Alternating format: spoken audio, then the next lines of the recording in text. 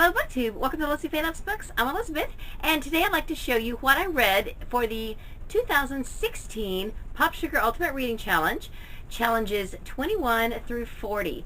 I have already done a video showing what I read for challenges 1 through 20. If you didn't see that video and you would like to, then just click on the link down below and you'll be able to see what I read.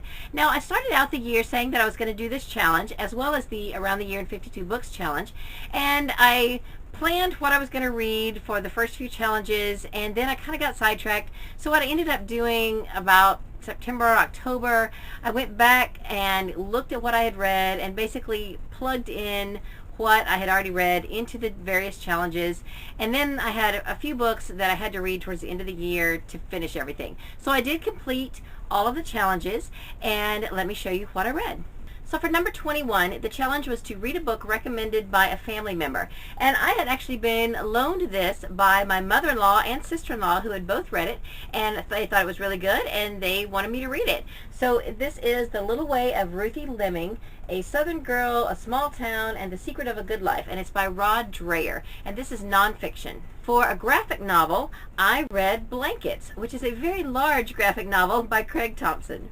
Challenge number 23 was to read a book that was published in 2016, and one of the 2016 releases that I read is A Wedding Cake Murder by Joanne Fluke. This is number 19 in the Hannah Swenson Baking Mystery series. The next challenge was to read a book with a protagonist who has your occupation.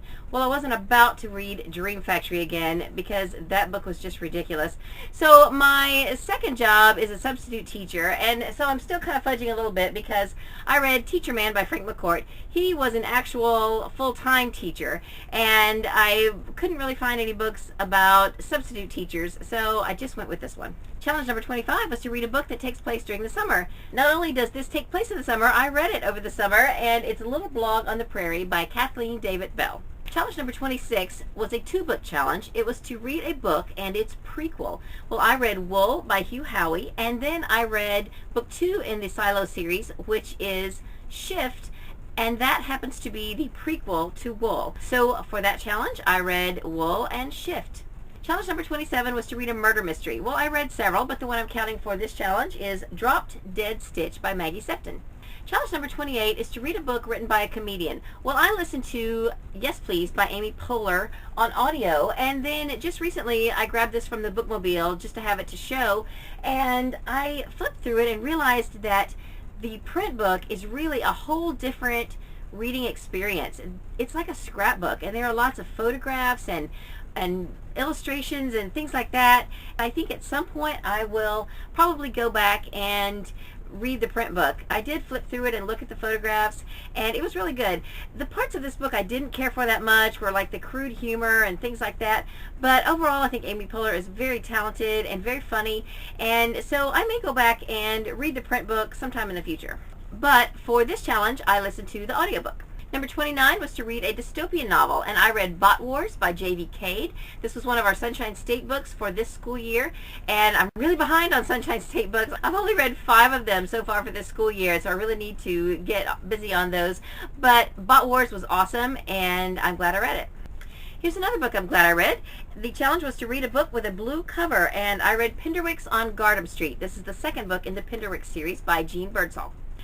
Challenge number 31 was to read a book of poetry, and I read I Could Pee on This and Other Poems by Cats by Francesco Marciliano. Challenge number 32 was to read the first book you see in a bookstore. Well, the first book I saw in the bookstore most every time I went to the bookstore this year was Harry Potter and the Cursed Child. Well, I couldn't read that until I read the rest of the Harry Potter series, and I had already read books 1 and 2, so I am counting book 3 in the Harry Potter series, which is The Prisoner of Azkaban by J.K. Rowling. Challenge number 33 was to read a classic from the 20th century, and I happened to do a reread of Fellowship of the Ring by J.R.R. Tolkien.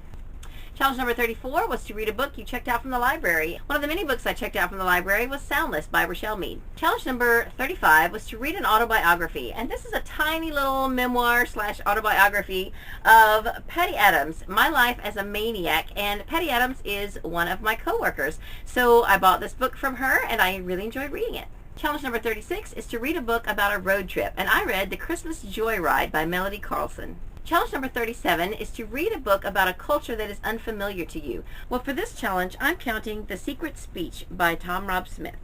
I would count Child 44, but I had already counted this for a different challenge, and so I'm counting the sequel, which is The Secret Speech. These are Russian historical fiction, and I know very little about the Russian culture, so I'm counting The Secret Speech for this challenge. This was one of the last books I read for 2016. The challenge was to read a book of satire, and I chose a children's book, The Phantom Toll Booth by Norton Juster. Challenge number 39 is to read a book that takes place on an island, and A Caribbean Mystery by Agatha Christie takes place on an island resort in the Caribbean, so I am counting it for this challenge. Challenge number 40 is to read a book that is guaranteed to bring you joy. Well, this one even has joy in the title.